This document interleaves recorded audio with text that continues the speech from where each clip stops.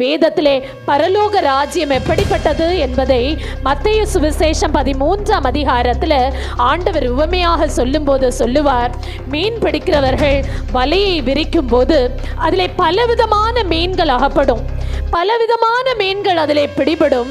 ஆனால் அதிலே நல்லதை மாத்திரம் தெரிந்து கொண்டு கூடைகளிலே போடுவார்கள். தேவையற்றதை, ஆகாதது என்பதை என்ன செய்வாங்க, அப்படியே எடுத்து வெளியில போட்டுருவாங்க. இல்லையா? ஆமாவா இல்லையா? தேவையானதை மாத்திரம் கூடைகளிலே போடுவார்கள், தேவையற்றதை தூக்கி வெளியே போட்டுடுவாங்க.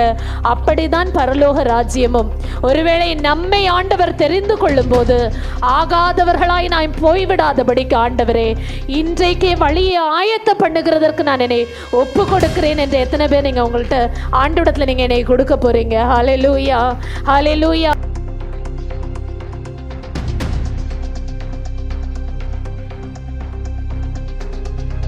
வேதத்திலே பரலோக ராஜ்யம் எப்படிப்பட்டது என்பதை மத்தேயு சுவிசேஷம் 13ஆம் அதிகாரத்தில் ஆண்டவர் உவமையாக சொல்லும்போது சொல்லுவார், மீன் பிடிக்கிறவர்கள் வலையை விரிக்கும் போது அதிலே பலவிதமான மீன்கள் அகப்படும், பலவிதமான மீன்கள் அதிலே பிடிபடும். ஆனால் அதிலே நல்லதை மாத்திரம் தெரிந்து கொண்டு கூடைகளிலே போடுவார்கள். தேவையற்றதை, ஆகாதது என்பதை என்ன செய்வாங்க, அப்படியே எடுத்து வெளியில போட்டுருவாங்க. இல்லையா? ஆமாவா இல்லையா? தேவையானதை மாத்திரம் கூடைகளிலே போடுவார்கள், தேவையற்றதை தூக்கி வெளியே போட்டுடுவாங்க.